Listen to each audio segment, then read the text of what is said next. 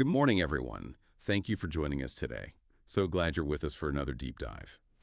Last time, we explored the foundations of cybersecurity and the threat landscape, really digging into the why of protecting our digital world. Today, we're shifting gears to the critical how. We're tackling the essential tactical challenge, securing the perimeter, network and endpoint defense, F. For any organization, honestly, from a small startup to a huge federal department, building and maintaining a secure perimeter, that's step one. It's absolutely fundamental. Our mission today is to pull out the most important nuggets of knowledge from our sources. We want to help you understand, the network protocols, our digital highways, the tech that builds our virtual walls, how we secure connections now that everyone's mobile, and the modern ways to protect our endpoints. Yeah, it's fascinating, isn't it? The digital world really does mirror like an old fortress, and understanding its defenses means you have to understand its language, its structure, and often those foundations, well, they weren't built with security as the absolute top priority, which is exactly where the challenges start. So we'll be dissecting how these layers, right from the bedrock up, ideally work together for a resilient security posture. Okay, let's unpack this then. If we're building this digital fortress, we need to understand the inherent weaknesses, right? The language of the networks itself. So for our audience who I know follows this stuff closely, when we talk about the fundamental protocol suite of the internet, what are its really critical, most often exploited vulnerabilities? Well, TCP/IP, transmission control protocol, internet protocol, that's undeniably the bedrock, no question. But its original design, it definitely prioritized getting connected, making things work, overlocking things down. And that choice, architecturally, left it inherently vulnerable, which is kind of key to understanding why security isn't just an add-on, it's this constant process against those initial design decisions. TCP/IP basically dictates how data gets broken into packets, addressed, sent, routed, put back together. But that very nature makes it susceptible to things like IP spoofing. That's where an attacker basically pretends to be a trusted device. They just fake the source IP address in the packet header. Right, like sending a letter with a fake return address to trick the recipient. Exactly, putting a trusted ally's address on it to get inside the castle walls. And then there's the SYN flood, classic distributed denial of service DDoS attack. It exploits the way TCP connections start that initial handshake. An attacker just floods the server with connection requests, the SYN requests, but never finishes the handshake. So the server's connection tables get jammed up, and it can't handle legitimate traffic anymore. Like 50 people shouting coffee orders at a barista all at once, but never paying. It just grinds everything to a halt. Precisely. Shuts down the shop for actual customers.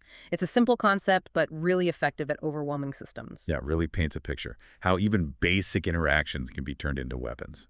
Now, beyond TCP/IP, thinking about fundamental services, DNS always comes to mind. The domain name system. It's so critical, like the internet's directory. Does that indispensability make it a really juicy target for attackers too? What are the unique security headaches with DNS? Oh, absolutely. DNS is foundational. Like you said, it translates the names we type, www.google.com, into the IP addresses. Machines need like 142.250.184.195. It is the internet's phone book. Without it, navigating the web as we know it just stops. And because it's so critical, yeah, it's a prime target, big time. One of the most common attacks is DNS cache poisoning, sometimes called DNS spoofing.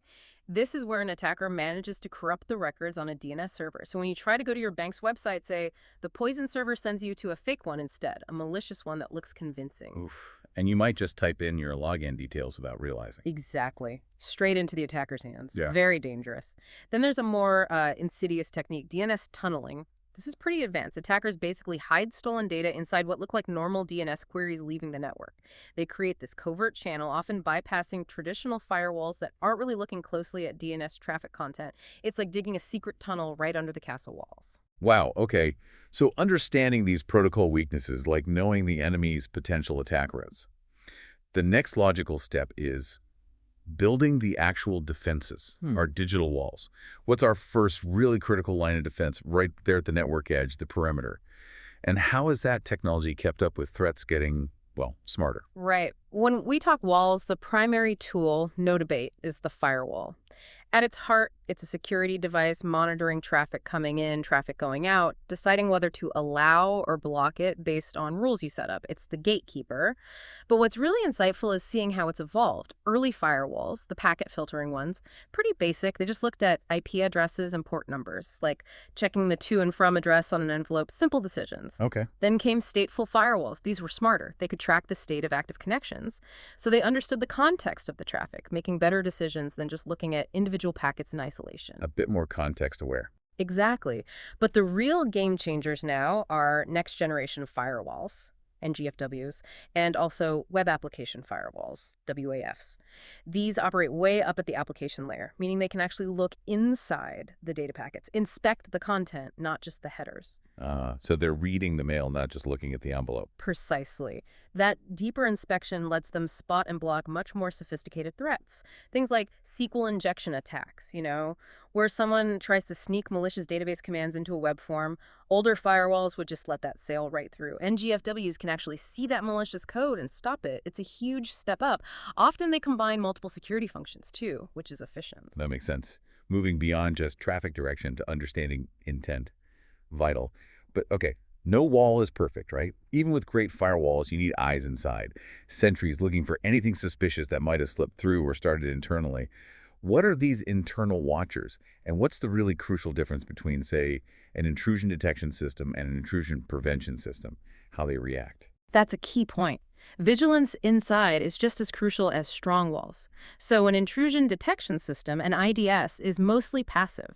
It sits off to the side, kind of watching the network traffic go by. If it sees something dodgy, maybe a known attack pattern, a signature, or just weird behavior, it flags it, sends an alert. Like a security camera system. It records the break-in, tells the guard, but doesn't stop it itself. Exactly like that. It provides evidence, alerts you, but it doesn't intervene directly. An intrusion prevention system, IPS on the other hand, is active. It sits right in the flow of traffic.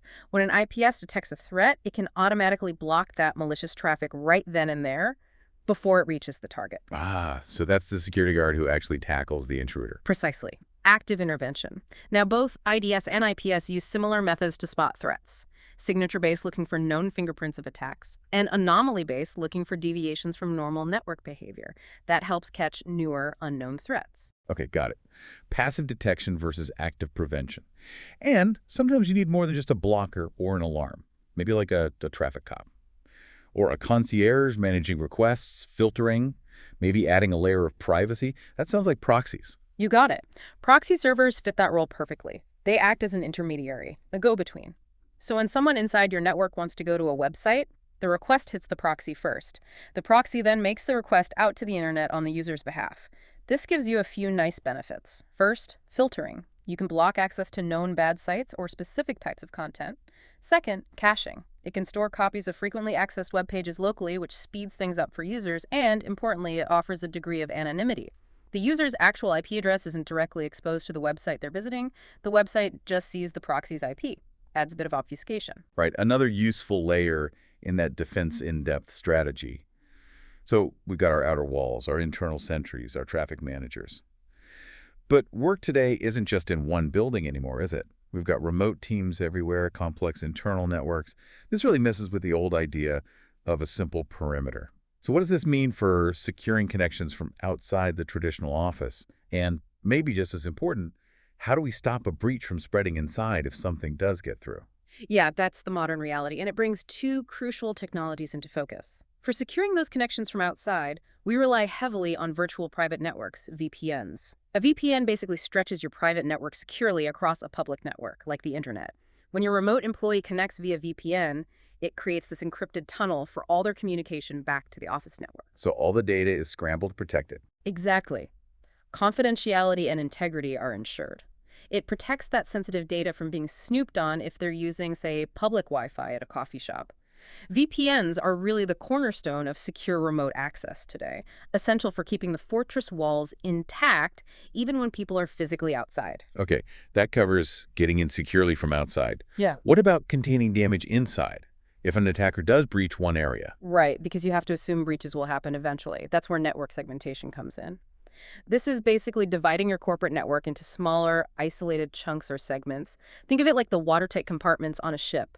If one compartment gets breached, floods. The damage is contained. The rest of the ship stays afloat. Makes sense. So you segment your network. Maybe the finance department network is totally separate from the guest Wi-Fi. Or your critical servers are walled off from regular user workstations. If one segment gets compromised, say the guest Wi-Fi, the attacker can't easily jump from there into your sensitive finance systems. It drastically limits their ability to move laterally sideways through your network, minimizes the blast radius of an attack.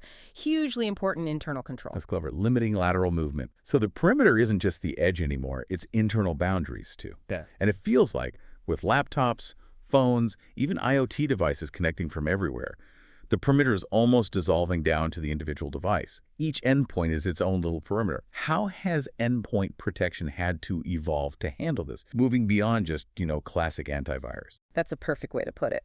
The traditional perimeter is dissolving, or maybe better said, it's expanding to include every single endpoint. Each one is a potential door in. And you're right, classic antivirus, AV, while still having a place, primarily works on signature-based detection. It has a big list of known malware fingerprints, and it scans files looking for matches. So it only knows about threats it's already seen. Pretty much. That's the key limitation. It's reactive. It's generally not effective against brand new zero-day attacks that haven't been seen in the wild and cataloged yet. And those are often the most dangerous ones used by sophisticated attackers. So what's the answer then? How do we deal with those unknown unknowns? The modern evolution here is Endpoint Detection and Response, or EDR.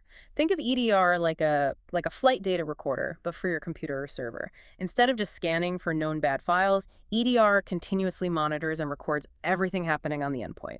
What processes are running, what network connections are being made, registry changes, file modifications, all of it.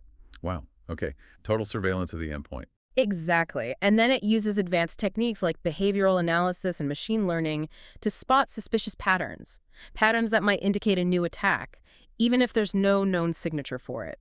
It looks for malicious behavior, not just malicious code fingerprints. So it'd catch things traditional AV would miss entirely. Correct. And crucially, EDR doesn't just block threats. It gives security teams incredibly detailed forensic data about what happened. It provides tools to investigate the breach, understand the scope, and respond effectively. Isolate the machine, roll back changes, etc. It's a massive shift from just simple prevention to this comprehensive detection, investigation, and response capability right there on the endpoint itself. Absolutely critical in today's landscape. That's a huge leap, from just blocking known bad guys to having a full investigation platform on every device. Okay, so we have EDR watching the endpoints. But for truly proactive defense, shouldn't we also just make the systems harder to break into in the first place? Not just reacting, but minimizing the chances for attackers. What's this idea of system hardening? What does that involve? Exactly right. Proactive defense is always better. System hardening is fundamentally about reducing the attack surface of a system. You configure it meticulously to be as secure as possible, closing off potential entry points before an attacker even tries them. And one of the absolute most critical parts of hardening, and honestly, where many organizations still fall down, is patch management. Software isn't perfect. Vendors find security holes all the time and release patches, updates to fix them. Right. A solid patch management program identifying vulnerabilities, testing the patches, and deploying them promptly is non-negotiable. It's actually kind of shocking how many major damaging cyber attacks exploited vulnerabilities that already had patches available. The patches just hadn't been applied yet. So just keeping things up to date is a massive security win. It's arguably the single biggest, simplest thing organizations can do to improve their security posture. Timely, rigorous patching. It's not glamorous, but it's incredibly effective. Okay, patching is critical. Mm-hmm. What else falls under system hardening? Beyond patching, establishing secure configuration baselines is key. This means defining a standard, secure setup for all your systems, servers, workstations, whatever, and making sure they stick to it. No deviations. A core part of this is the principle of least privilege. Users, applications, services. They should only have the absolute minimum permissions they need to do their job. Nothing extra. Don't give everyone the admin password, basically. Basically, yes. Limit privileges aggressively. Then there's disabling unnecessary services, every service running, every network port open on a machine. That's a potential door for an attacker. So you systematically turn off anything that isn't absolutely essential for that system's function. Close those doors. Reduce the targets. Exactly, shrink the attack surface. And finally, enforcing strong policies. This covers a lot, but key things are requiring strong, complex passwords, implementing multi-factor authentication, MFA, wherever possible. That second factor makes a huge difference, and having strict access control rules. All these things together, patching, least privilege, disabling services, strong policies, they make the system a much, much harder target to compromise in the first place. That makes perfect sense. Build strong foundations. So yeah, if we try to tie all this together, securing that digital perimeter, it's really a dynamic, multi-layered thing. It's not just one tool. It starts with understanding the foundations, protocols like TCP/IP and DNS, and knowing their built-in weaknesses, often from how they were first designed. Then we build our walls with modern firewalls, backed up by IDS and IPS as our internal sentries watching and reacting. For our distributed world, VPNs secure the connections coming in from outside, while network segmentation provides those crucial internal walls, compartmentalizing damage. And because every device is now part of the perimeter, advanced EDR gives us that essential visibility and control right on the endpoint. But ultimately, maybe the most effective defense is being proactive. That diligent system hardening, rigorous patch management, these layers, they have to work together. That's how you build a truly resilient digital fortress. That's a fantastic summary. It really lays out the complexity, but also the interconnectedness of it all. You need all those pieces working together. It does make you think, though, what really stands out to you about these defenses, even with all these layers, these strong walls and vigilant sentries, where do you see attackers pushing next? What's the next frontier that's going to force us to rethink security yet again? We've covered the digital fortresses, the walls, the gates, the guards. But even the best fortress can fall if someone steals the keys, right? Or tricks a guard into opening the gate. Join us next time as we dive into exactly that, the human element, identity, access, and awareness. Thank you so much for joining us on this deep dive today. Don't forget to subscribe to our channel, Tech AI and Beyond, to stay informed and definitely stay ahead of the curve.